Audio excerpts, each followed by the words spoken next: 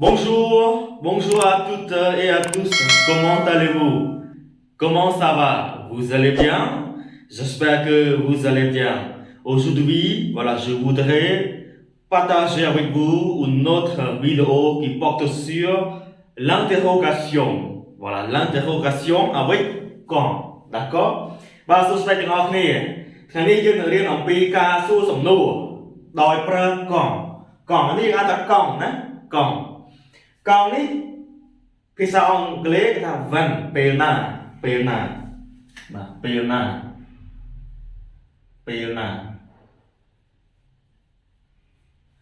នៅក្នុងភាសាបារាំងគឺយើងប្រើប្រាស់ច្រើនយើងប្រើប្រាស់កង់នេះច្រើនយើងសួរអំពីពេលវេលា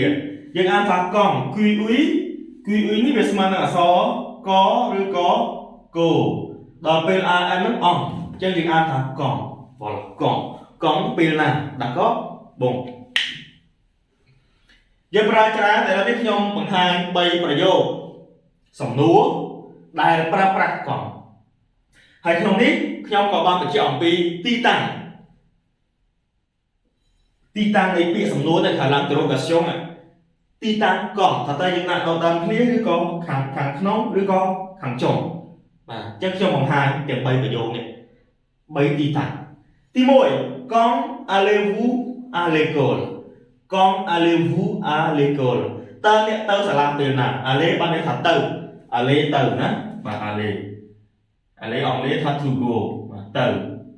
ជាកិរិយាសព្ទដល់ពេលយើងបបាយមកបញ្ចេញអញ្ចឹង quand allez-vous à l'école l'école សាលារៀនអញ្ចឹង quand allez-vous à l'école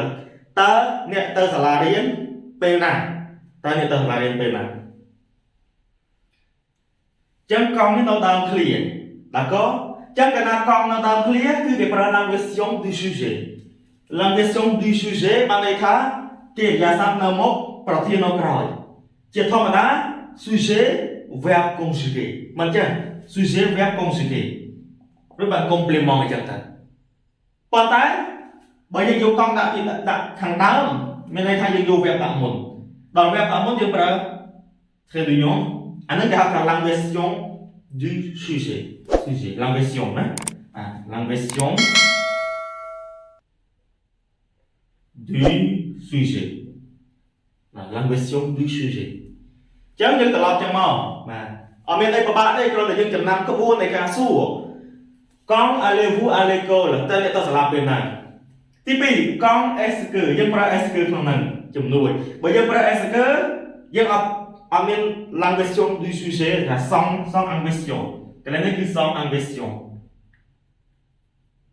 ខ្ញុំទៅសេបញ្យល់ជាការបញ្យល់ណាបាទ quand est-ce que vous allez à l'école ចឹងទៅណា quand est-ce que vous allez à l'école តើអ្នកទៅសាលាពេលណាចឹងយើងអាចសួរតាមរបៀបទី2ក៏បានរបៀបទី1ក៏បាន quand est-ce que vous allez តើយើងទៅសាលាពេលណាចឹងយើងប្រើ est-ce que ចឹងដល់ពេលយើងដាក់ est-ce que មកយើងអត់មាន sans inversion ចឹងបានន័យថាយើងអត់មានត្រឡប់ដូចនឹងទេណានៅយើងត្រឡប់កិរិយាសព្ទប្រធានដល់ពេលហ្នឹងគឺប្រធានកិរិយាសព្ទធម្មតាបាទ d'accord tout le monde របៀបទី3 vous partez quand តើអ្នកចាក់ចេញនៅពេលណាតាមពិតអានេះយើងប្រើវាអាលេក៏បានដែរប៉ុន្តែខ្ញុំប្រើ party ដើម្បីឲ្យកុំឲ្យដដែល vous partez quand vous partez quand à l'école តើអ្នកចេញទៅសាលាឬក៏អ្នកចេញទៅបរទេសនៅពេលណាចឹងកង់នេះនៅខាងចុងហើយ